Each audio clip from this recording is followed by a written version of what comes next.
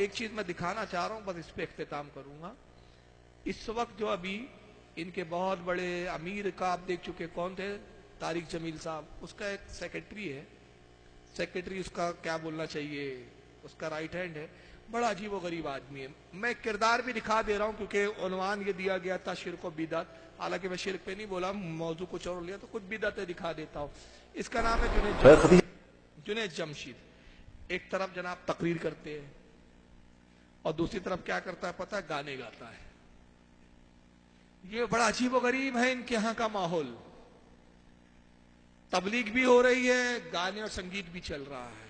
ये मौलवी है इनके यहाँ के। जुनैद जमशीद देखो एक तरफ तबलीग कर रहा है, ये तबलीग करते हुए तकरीर की मैंने एक झलक डाली है, उसके बाद फिर उसका दूसरा रूप देखिए आप। खदीजतुल कुबरा कितनी बड़ी तकवीत बनी कि फरमाया कि मैं पता नहीं कितनी बड़ी, मेरे पे चादर डाल दो, चादर डाल दो।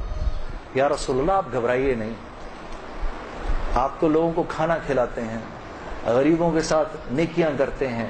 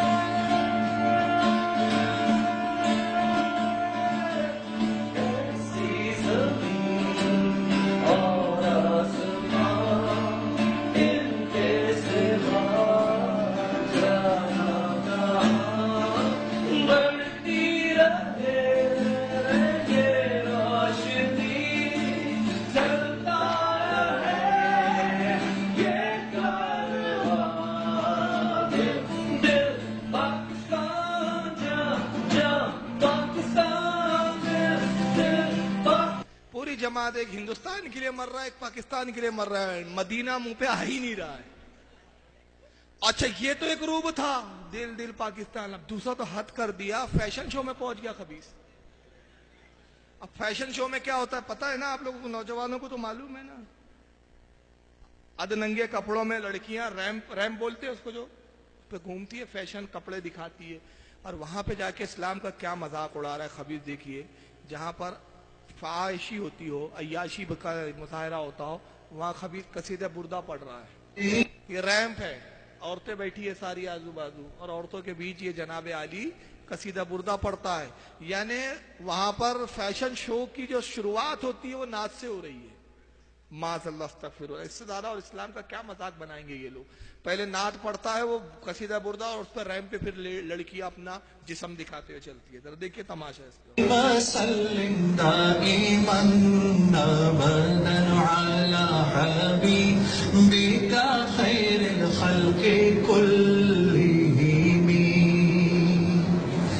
न कोई आप सा होगा, न कोई आप जैसा था, कोई यूसुफ से पूछे मुस्तफा का।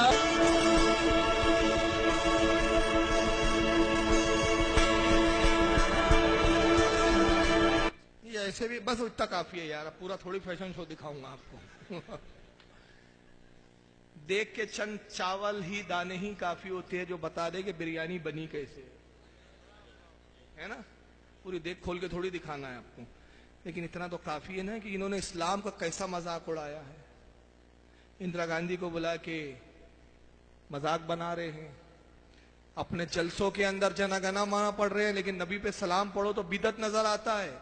फैशन शो में ये जहां पे फाशी बेहूदगी हो रही है, वहां ये नात पढ़ते हुए नजर आ रहे हैं, और ये पाकिस्तान के नाम पर ये गाने हो रहे हैं। तो बताइए ना, इनका किरदार ठीक न इनके अमाल ठीक, सिर्फ दिखावे के लिए चापलूसी करके ये रोब बताया है कि मोहब्बत की बात करो। हम कहते हैं मोहब्बत की उनसे बात की जाएंगी जो नबी का वफादार है, और जो नबी का गद्दार हो उससे मोहब्बत की बात नहीं की जाती। हम लड़ने की बात नहीं करते, हम मारने की बात नहीं करते, हम कहते हैं जो गंदगी है उसको निकाल कर फेंक दो।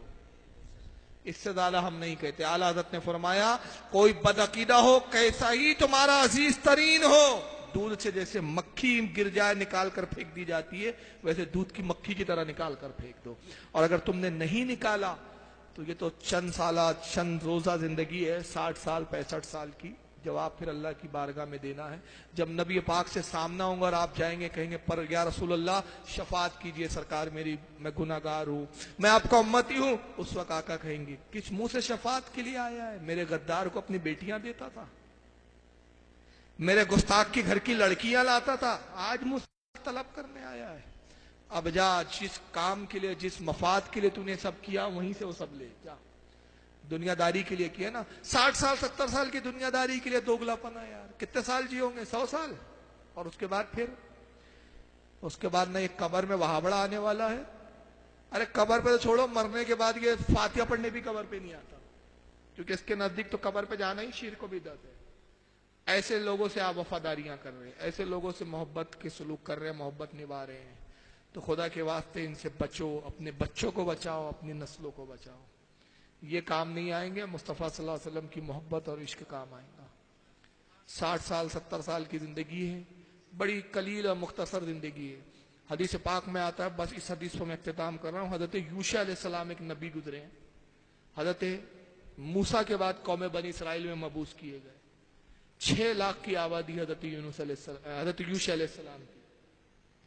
3 لاکھ لوگ وہ تھے جو ایمان لائے اور 3 لاکھ وہ تھے جنہوں نے کفر اختیار کیا، اسلام لانے سے انکار کر دیا.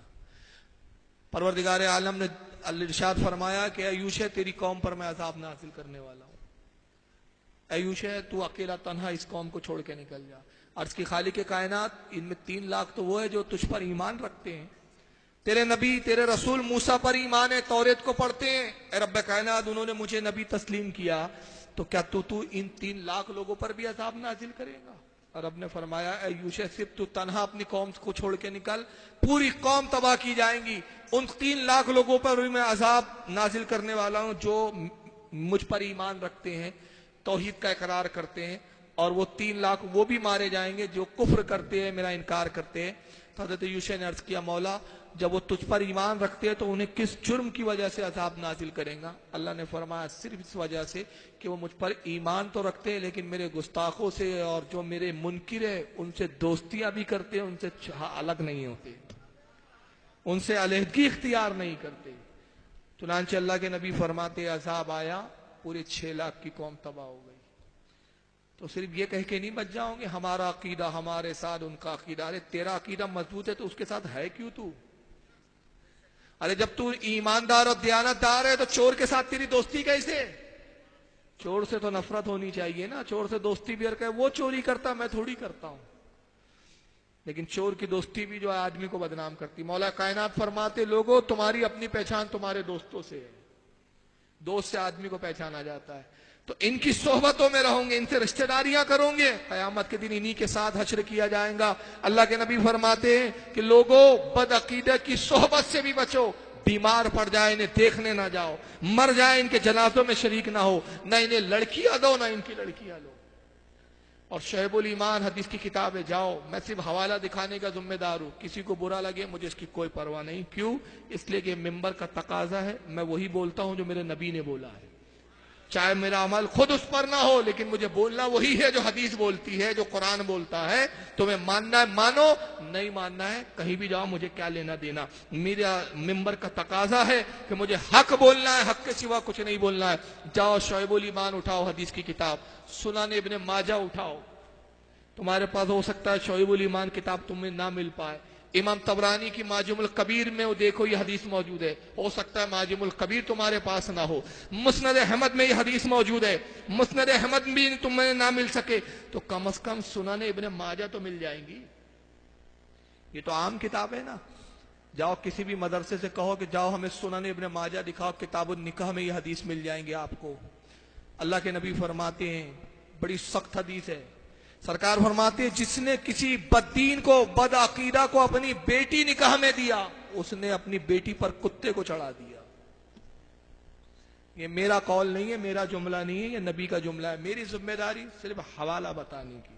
مسند احمد دیکھ لو حدیث موجود. امام طبرانی کی معجم الکبیر، حضرت امام بہقی کی شعب الایمان میں حدیث موجود، اور یہ کتابیں نہ ہوں تو جاؤ سنانے ابن ماجہ حدیث کی سیاستہ میں موجود ہے کتاب، اس کی کتاب النکاح میں حدیث دیکھ لو۔ آقا نے کہا جس نے اپنی بیٹی کو بدعقیدہ کے نکاح میں دے دیا اس نے اپنی بیٹی پر کتے کو چڑھا دیا۔ اور اس کے بعد اللہ کے نبی نے قرآن کی آیت تلاوت کی، راوی کہتے ہیں کہ حضور نے تلاوت کی، اللہ فرماتا ہے ان اللہ لا یستحی من الحق، بے شک اللہ حق کہنے میں کسی کا لحاظ نہیں کرتا، کسی کا لحاظ نہیں کیا جائے گا حق کہنے میں، چاہے مانو چاہے نہ مانو، تم مانو گے تمہارے لیے بہتر ہے، نہیں مانو گے خود اپنا نقصان کرو گے، تمہارے کہنے سے دین نہیں چلے گا، تم کہو گے ملاؤں کے جھگڑے ہمیں کیا کہنا ہے، ہم کو تو بھائی چارگی رکھیے، بھائی چارگی جو کرنا ہے کیجیے، آپ کی مرضی، آپ کو کھلی چھوٹ ہے، یہ دنیا دارالامتحان ہے، جو پرچے میں لکھنا ہے لکھ دیجئے، رزلٹ وہی سنایا جائے گا جو اللہ رسول نے فرمایا، رزلٹ اسی کے مطابق ہوگا، شریعت رسول کے کہنے پہ چلیں گی، آپ کے کہنے پہ نہیں چلیں گی۔ رسول نے کہا جس نے بد نکاح کو دی نکاح ہی نہیں ہوا، آپ کہیں گے نہیں ہم تو کریں گے، ہم تو کریں گے، تیرے ہونے سے ہو جائے گا، مانتے رہے۔ کوئی سور کھائے اور بولے میں تو کھاؤں گا، تو کھا بھائی، اللہ کے نزدیک حرام ہے تو حرام ہے، قیامت کے دن اس کا تجھے جواب دینا ہے، ہمیں جواب نہیں دینا ہے، ہماری ذمہ داری بتانا ہے۔ اسی لیے قرآن میں اللہ نے فرمایا وما علینا الا البلاغ، اے حبیب کہہ دے ہمارا کام پہنچانا تھا، ہم نے پہنچا دیا۔ سورہ یاسین میں ہے یہ آیت، اس لیے ہر خطیب جب بیان ختم کرتا ہے تو یہ آیت کیوں کہہ پڑھتا ہے، یہی آیت پہ بیان کیوں ختم ہوتا ہے، وما علینا الا البلاغ المبین، کہ ہمارا کام پہنچانا تھا، ہم نے پہنچا دیا، ہم پہنچا کر بری ہو گئے، نہیں مانو گے جواب تمہیں دینا ہے، ہمیں نہیں دینا ہے۔ بس یہی میں دعا کر سکتا ہوں، اللہ تعالیٰ ہمارے مسلمانوں کو توفیق عطا فرمائے کہ اس عقیدہ اہل سنت پر قائم و دائم رکھے اور ہماری نسلوں کو سنی بنائے رکھے۔ وما علینا الا البلاغ المبین۔ السلام علیکم۔ چلیے کیا